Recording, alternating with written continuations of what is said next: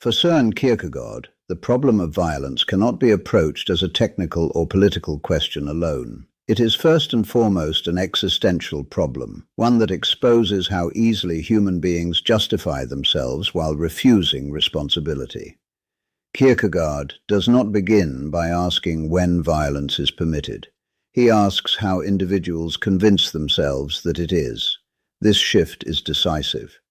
Moral debates about violence often focus on rules, outcomes, or principles.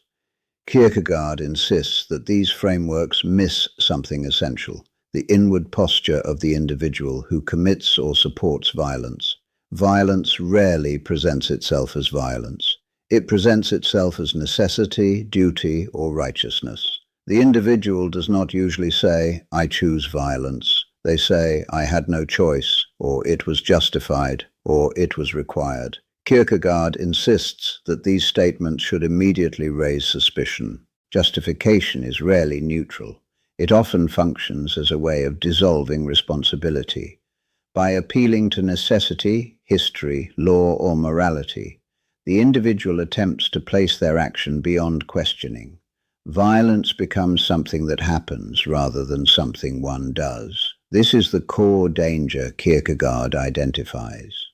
The individual uses justification to escape the weight of having acted. They transform themselves from a responsible agent into a vehicle of necessity. Violence becomes impersonal. Kierkegaard insists that this impersonality is precisely what makes violence dangerous. When individuals stop experiencing themselves as responsible, they become capable of acts they would otherwise refuse. Justification numbs inward resistance. This numbing is subtle. The individual may feel morally serious, even righteous. They may believe they are acting for a higher cause: justice, order, progress, or survival. Kierkegaard insists that such beliefs often mask a refusal to confront oneself honestly. The appeal to higher causes is especially dangerous. When violence is justified by something abstract, history, nation, morality, or destiny, the individual dissolves themselves into something larger. Responsibility disappears into the collective. Kierkegaard insists that this disappearance is catastrophic. Authentic existence requires that the individual remain present to their own actions. No cause, however noble, removes the fact that I acted. Justification attempts to erase this I. Violence becomes easier when the self is dissolved. The individual tells themselves that they are merely executing necessity. They no longer feel the weight of choice. Kierkegaard insists that this feeling of inevitability is not evidence of moral truth. It is evidence of evasion. Kierkegaard does not deny that situations arise where harm occurs. He denies that harm can ever be rendered morally invisible through explanation. The attempt to fully justify violence always risks turning responsibility into abstraction. This is why Kierkegaard insists that ethical seriousness begins where justification falters. To act ethically is not to explain oneself successfully.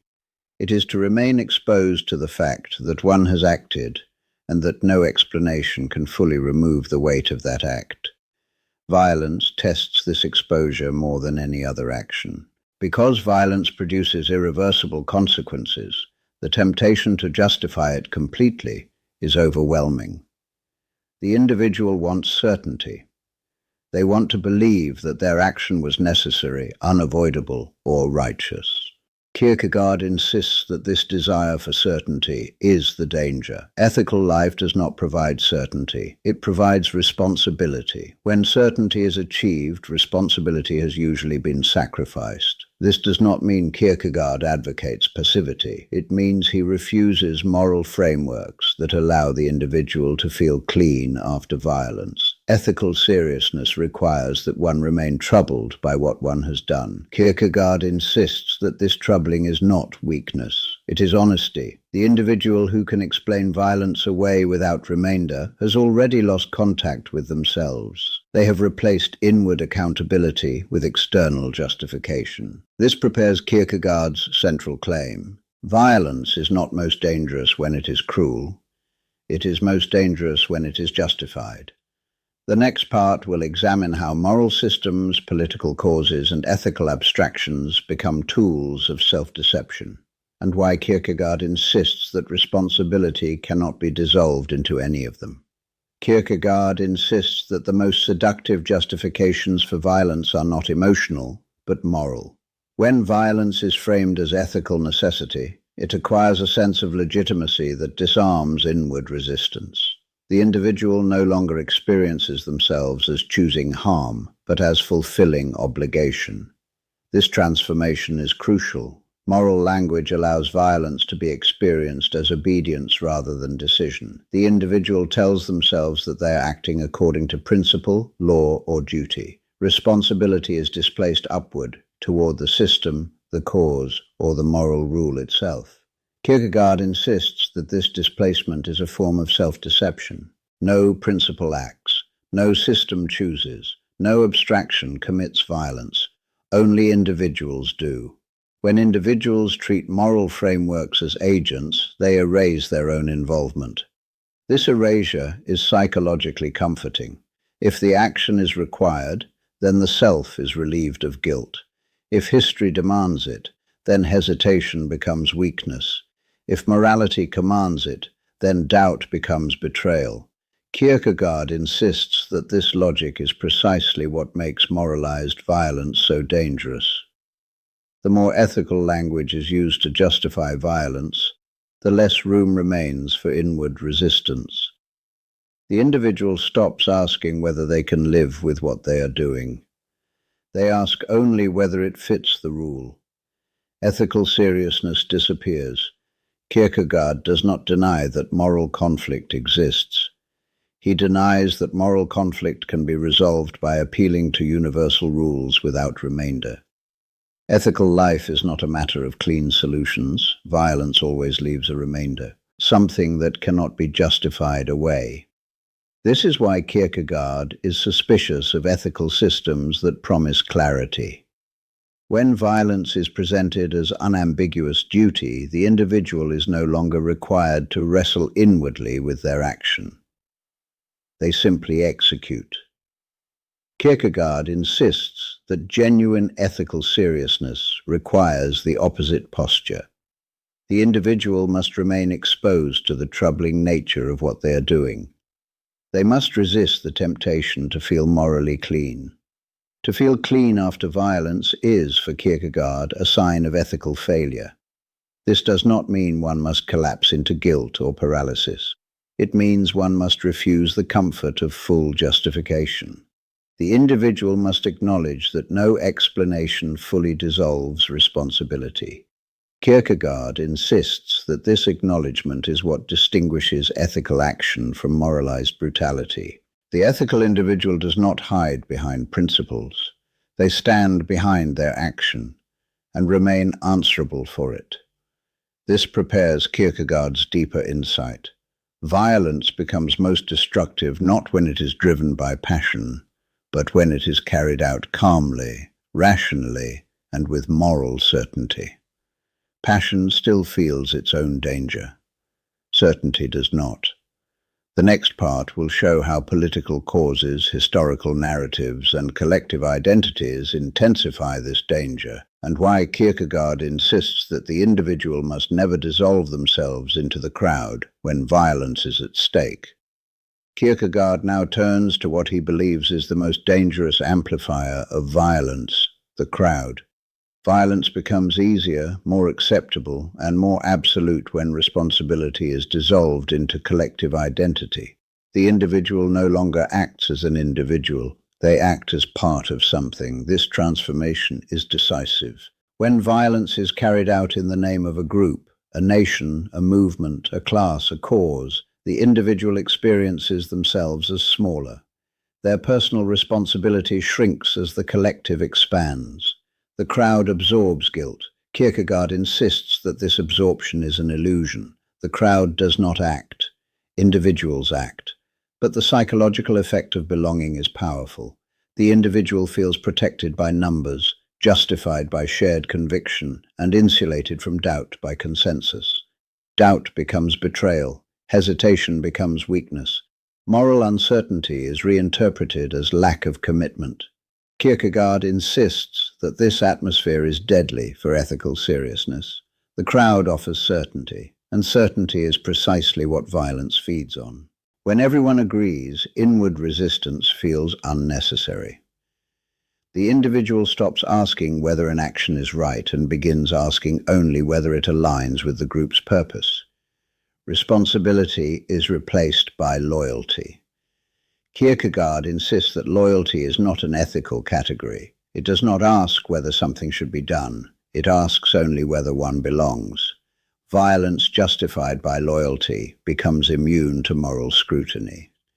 This is why Kierkegaard is deeply suspicious of political and historical narratives that portray violence as inevitable. When violence is framed as necessary for progress, survival, or destiny, the individual experiences themselves as an instrument of history rather than as a responsible agent. The action feels unavoidable. Kierkegaard insists that this feeling is deceptive. History does not act, progress does not choose, destiny does not strike. Individuals decide, and then tell themselves stories that make those decisions feel necessary. These stories are comforting.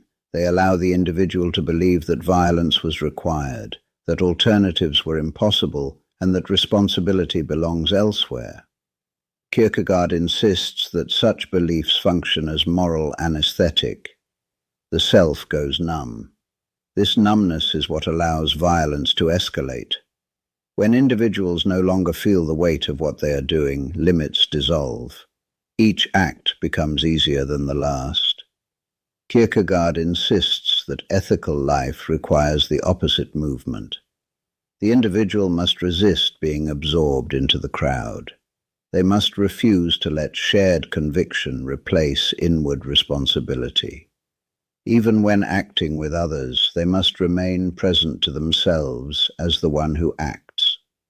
This presence is isolating. The individual who refuses collective certainty may appear weak, disloyal, or morally confused. Kierkegaard insists that this appearance is often the price of ethical seriousness. To stand apart from the crowd is uncomfortable, but to dissolve oneself into it is dangerous. Kierkegaard's insistence on individuality is not romantic individualism.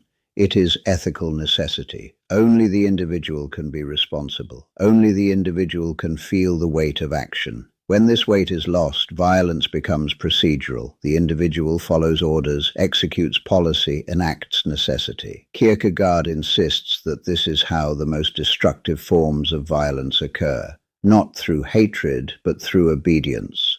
This insight makes Kierkegaard's thought deeply unsettling. It suggests that the greatest threat is not passion, but compliance, not chaos, but order. Violence justified by systems is more dangerous than violence driven by impulse. The next part will show why Kierkegaard believes that silence, hesitation, and inward resistance are ethical virtues when violence is at stake, and why the refusal to justify oneself fully is the last line of defense against moral catastrophe. Kierkegaard now turns to what he believes is the individual's last defense against justified violence, inward resistance. This resistance does not appear as protest, rebellion, or moral certainty. It appears as hesitation, silence, and an unwillingness to explain oneself too quickly. In situations where violence is justified, speed is dangerous. Justification thrives on momentum. Once a cause is declared righteous, hesitation feels like betrayal. Kierkegaard insists that this pressure to act decisively is precisely what ethical seriousness must resist. Hesitation is not cowardice, it is awareness. The individual who hesitates is still present to themselves. They have not yet dissolved into role, rule, or necessity. They still experience the act as something they are about to do, not something that is simply happening. Kierkegaard insists that this moment is ethically decisive. Violence becomes inevitable only after the individual abandons inward resistance. Once justification fully takes hold, action feels automatic. The self disappears. Silence plays a similar role. Kierkegaard is deeply suspicious of moral speech in situations involving violence. Words like justice, duty, and necessity often function to smooth over what should remain disturbing. Silence, by contrast, preserves the weight of the act. To remain silent is not to approve, it is to refuse to neutralize the action through explanation. Kierkegaard insists that the individual who can still feel the need for silence has not yet fully justified themselves. They remain unsettled, and this unsettledness is ethically valuable. Modern moral frameworks often prize clarity. They seek principles that tell us when violence is justified and when it is not. Kierkegaard insists that such clarity risks eliminating responsibility by replacing it with rule following. Ethical seriousness does not consist in having the right justification. It consists in refusing to lose oneself in justification. This refusal is fragile. It does not provide certainty or protection. The individual who hesitates may be condemned as weak, indecisive, or morally confused. Kierkegaard insists that such condemnation often signals that the crowd has already surrendered inwardness. Inward resistance isolates. The individual no longer belongs comfortably to the group. They experience themselves as exposed, uncertain, and alone. Kierkegaard insists that this isolation is not pathological, it is ethical. The individual who remains inwardly present to violence cannot feel clean. They cannot feel certain. They carry the weight of what they are doing or refusing to do. This weight is what justification seeks to remove. Kierkegaard insists that the desire to feel morally resolved is itself a temptation. Ethical life does not promise resolution. It promises responsibility. This responsibility does not end with action. Even when violence occurs, the ethical individual does not seek to close the account. They do not rush to explanation. They do not attempt to prove that they were right. They remain answerable. Kierkegaard insists that this ongoing answerability is what distinguishes ethical seriousness from moralized violence. The individual refuses to turn their action into a settled story that absolves them of responsibility. This refusal is painful. It prevents closure. It keeps the wound open. Kierkegaard insists that this openness is not cruelty toward oneself. It is honesty about the nature of violence. Violence cannot be undone by explanation. It leaves a mark that justification cannot erase. The ethical individual does not pretend otherwise. This leads to Kierkegaard's most unsettling claim. Sometimes the most ethical response is not to justify violence better, but to refuse justification altogether, to acknowledge that no explanation suffices, to accept that one has acted or refused to act without claiming moral purity. The final part will draw this conclusion explicitly. Kierkegaard will insist that ethics does not consist in knowing when violence is right, but in refusing to lose oneself when violence appears unavoidable. Kierkegaard's final position is deeply unsettling. There is no justification for violence that can fully absolve the individual. Any attempt to achieve moral cleanliness after violence is itself a form of self-deception. This does not mean that all actions are equivalent. It means that no action involving violence can be rendered ethically weightless through explanation. Kierkegaard insists that when individuals believe they have justified violence completely, they have already lost contact with themselves. Justification promises closure. Ethical seriousness refuses it. The individual who seeks full justification wants to believe that the act was necessary, unavoidable, and correct, that it belongs entirely to law, duty, or history. Kierkegaard insists that this desire is precisely the danger. To feel fully justified is to stop feeling responsible. Responsibility for Kierkegaard is not something that can be transferred to a cause or dissolved into necessity. It remains with the individual, regardless of circumstance. Even when one believes violence was unavoidable, the fact remains, I acted. Kierkegaard insists that ethical life begins with this admission. not with explanation, but with acknowledgement. The ethical individual does not say, "This was justified, therefore I am clean." They say, "This happened, and I must live with it." No abstraction removes that burden. This burden is heavy. It produces discomfort, doubt, and unease. Kierkegaard insists that this unease is not a sign of moral weakness. It is a sign that the self has not been dissolved into ideology or system. Violence becomes truly dangerous when this unease disappears. When individuals feel morally settled, ethically resolved, and inwardly calm after violence, something has gone wrong. Justification has replaced responsibility. Explanation has replaced honesty. Kierkegaard insists that ethical life requires refusing this replacement. The individual must resist the temptation to turn their actions into stories that absolve them. They must refuse narratives that present violence as pure necessity or unquestionable good. This refusal is costly. It leaves the individual without comfort. They cannot rely on moral certainty. They cannot appeal to history for vindication. They cannot dissolve into the crowd. They remain alone with their action. Kierkegaard insists that this aloneness is not despair, it is seriousness. The ethical individual does not seek to escape the weight of violence. They accept that no explanation can remove it. They remain answerable, not once, but continually. This answerability does not paralyze action. It restrains justification. It ensures that violence is never treated lightly, never normalized, and never rendered invisible through moral language. Kierkegaard insists that this restraint is the only ethical safeguard that exists. Rules can be bent, causes can be corrupted, systems can justify anything. Only inward responsibility resists this slide. Kierkegaard therefore leaves us with a conclusion that cuts against most moral thinking. Ethics does not consist in knowing when violence is justified. It consists in refusing to allow justification to erase responsibility. The ethical individual does not seek certainty. They seek honesty. They accept that some actions leave wounds that cannot be healed by explanation. They accept that living ethically may mean living without moral comfort. For Kierkegaard, this refusal to be comforted by justification is the final mark of ethical seriousness. Violence will always tempt us to explain ourselves away. Ethics begins where we refuse to do so.